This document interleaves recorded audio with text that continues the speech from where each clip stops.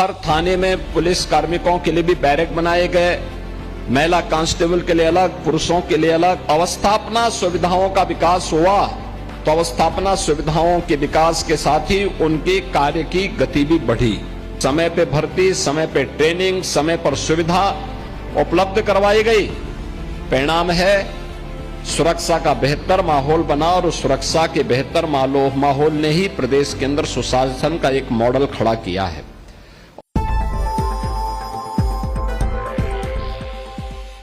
बहन और भाइयों, ये वही पावन धरा है। मां से लाहड़ी ने अपनी आध्यात्मिक ऊंचाइयों से जिस पावन धरा को एक नई ऊंचाई दी हो। मैं देख रहा था, अभी मैं कुछ देर पूर्व आसनसोल की धरा पर था। माता तारा की पावन साधना स्थली। भारत भर के साधक आते हैं, वीर भूमि में आकर के वहां की धरती से शक्ति अर्जित करते हैं। ये बंगाल की धरती है।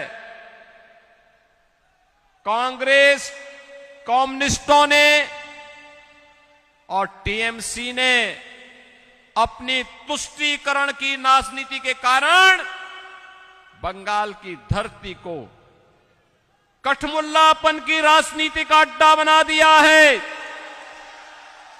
लेकिन बंगाल की धरती मां काली की धरती है। बंगाल की धरती मां दुर्गा की धरती है। बंगाल की धरती मां तारा की धरती है। बंगाल की धरती में कठमुल्लापन की संस्कृति और घुसपैठियों को नहीं चलने देंगे।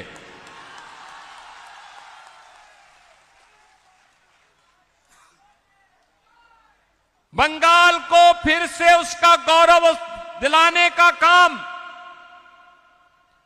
बंगाल को उसकी पहचान दिलाने का काम केवल और केवल डबल इंजन की सरकार कर सकती है, और अब बीजेपी की डबल इंजन की सरकार।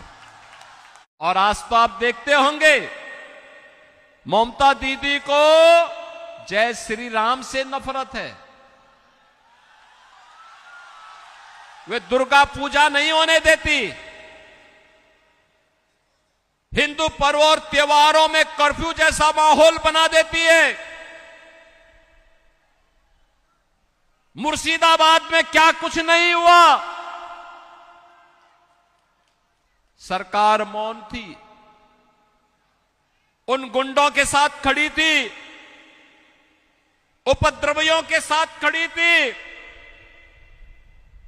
यहां पे दुर्गा पूजा और विसर्जन के आयोजन पर प्रतिबंध लग जाता है। याद करिए, कोलकाता हाई कोर्ट ने कहा था टीएमसी की सरकार को कि दुर्गा पूजा में भी सुरक्षा नहीं दे पा रहे हो, क्या तुम्हारे पास बुलडोजर नहीं है? यूपी से बुलडोजर मंगा लो। इन गुंडों का उपचार का वही एकमात्र साधन बचा है। लेकिन बहनों और भाइयों, टीएमसी ने तो बेशर्मी ओढ़ी हुई है। बंगाल की धरती को घुसपैठियों की धरती बना रहे हैं, अराजकता की धरती बना रहे हैं, अव्यवस्था की धरती बना रहे हैं। अनावश्यक रूप से यहां पर परेशान किया जाता है। और मन बढ़ाई देखिए, गुरुदेव रविंद्रनाथ टैगोर की धरती पर स्वामी विवेकानंद की धरती पर टीएमसी के संरक्षण में धड़ल्ले से गौहत्या होती है, गौहत्या होती है। लेकिन बीजेपी का संकल्प है, गाय नहीं कटने देंगे, हिंदुओं को नहीं बंटने देंगे। लगभग 7,000 से अधिक कारखाने बंगाल में हट गए, भाग गए। और उत्तर प्रदेश में पिछले 9 वर्ष में 17,000 नए कारखाने लगे हैं, बड़े बड़े कारखाने, बड़े बड़े कारखाने। एमएसएमई यूनिट यहां पे 16,000 से अधिक बंद हो गई। यूपी के अंदर 96 लाख एमएसएमई यूनिट लगी है।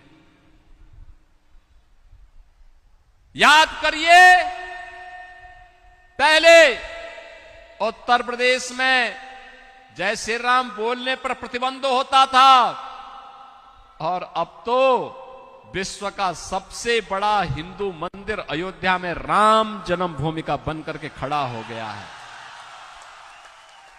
कोई रोक पाया? क्या कांग्रेस, कम्युनिस्ट और टीएमसी या इनके पार्टनर रोक पाए?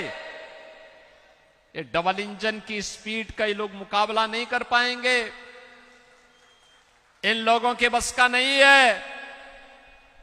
आज यूपी में उपद्रव नहीं है, उत्सव है। नो कर्फ्यू, नो दंगा, यूपी में है सब चंगा। वहां सड़कों पे नमाज नहीं पढ़ी जाती है, वहां मस्जिदों से कोई माइक की आवाज नहीं आती है,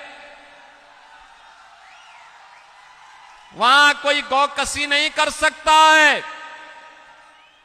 वहां कोई लव जिहाद की घटना और लैंड जिहाद की घटना नहीं आ सकती। आती है तो इतनी सख्त कार्रवाई होती है कि 7 पीढ़ियां याद करती हैं।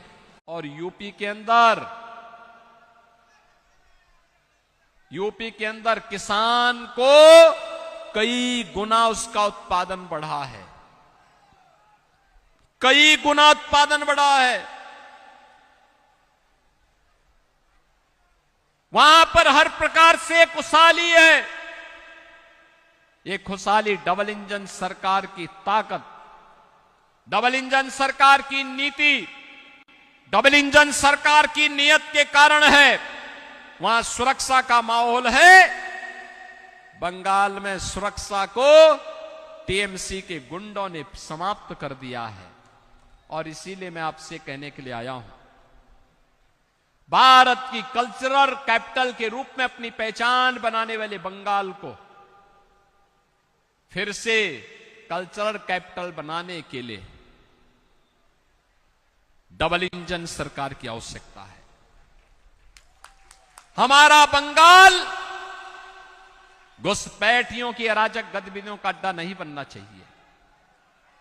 याद करिए, ये टीएमसी, ये कांग्रेस, ये कम्युनिस्ट, बांग्लादेश में हिंदू मारा जाता है, मौन हो जाते हैं। लेकिन बीजेपी मौन नहीं होने वाली है, बीजेपी मौन नहीं होगी। और इसके लिए हमने कहा है, आप यहां पर डबल इंजन की बीजेपी सरकार लाइए। एक घुसपैठ को तो रोकेगी ही, जो पहले से आकर के यहां कब्जा किए हुए हैं, इनको कान पकड़ करके बाहर का रास्ता दिखाने का काम केवल बीजेपी की डबल इंजन सरकार करेगी।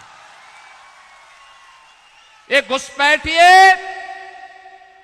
घुसपैठिए केवल आपके यहां पर जमीन पे ही कब्जा नहीं कर रहे हैं, आपके हक पर भी, यहां के दलितों, यहां के वंचितों, यहां के जनजातीय समुदायों और यहां के अन्य समुदायों के हकों पर भी डकैती डालने का काम कर रहे हैं।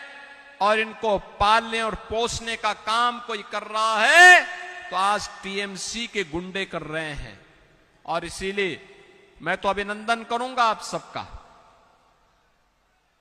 कि टीएमसी की इस अराजकता का जवाब देने के लिए हजारों की संख्या में आप लोग बीजेपी के समर्थन में उतर करके कार्य कर रहे हैं। मां, माटी और मानुष की बात टीएमसी कहती थी। मां के साथ उनका व्यवहार कल देश की संसद में सबने देखा, पूरे देश, पूरी दुनिया ने देखा है। माटी बांग्लादेशी घुसपैठियों से पूरी तरह यहां के राजवंशियों की, यहां के नागरिकों के हक को छीन रही है। और मानुष भयभीत है टीएमसी की गुंडागिर्दी से। नौजवान के सामने पहचान का संकट है। अन्नदाता किसान पूरी तरह पलायन करने के लिए मजबूर है, उसको उसकी उपज का दाम नहीं मिलता है।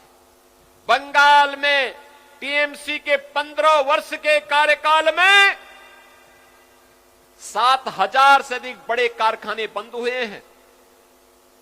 30 लाख नौजवान बेरोजगार हुए हैं। विकास के खारे तब पड़े हैं, मोदी जी के द्वारा जो पैसा भेजा जाता है वह पैसा यहां के गरीबों में नहीं दिया जाता है, यहां के ट्राइबल के बीच में नहीं दिया जाता है, यहां के अनुसूचित जाति जनजाति के नागरिकों तक पहुंचने में नहीं पहुंचता है। ये पैसा टीएमसी के गुंडे खा जाते हैं या बांग्लादेशी घुसपैठिए खा करके, इनकी मदद से खा करके आपके हकों पर डकैती डालने का काम कर रहे हैं।